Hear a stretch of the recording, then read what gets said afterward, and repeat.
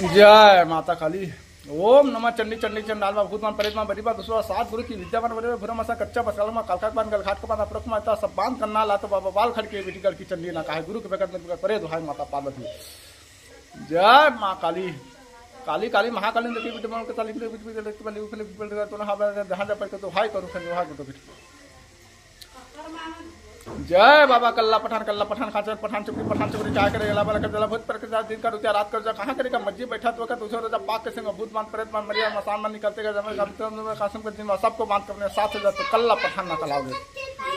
जय बाबा कल्ला पठान खाचर पठान चुपड़ी क्या करेगा बाला कर जला भूत पर के दिन का रोजा रात कर जा कहां करेगा मस्जिद बैठा दुआ करे तुझे रोजा पाक के संग भूत मान प्रेत मान मरिया मसान मान निकलते गए जब कासिम के दिन में सबको बांध करने साथ में तो कल्ला पठान ना कलाओगे।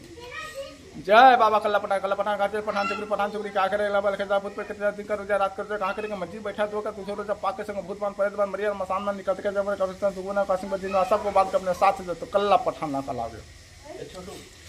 बिस्मिल्लाह रहमान रहीम। या खुदा पीन ने बाबा इस्लाम लगा कमाल दिखा खुदा का फरिश्ता भला अला वाला को दूर बखा जिन जहां चिराग बैठा खुदा के जन्नत में बाबा फरीद मेरा प्रयास सुन भला को सुलेमान गए लगे परे दुहाई।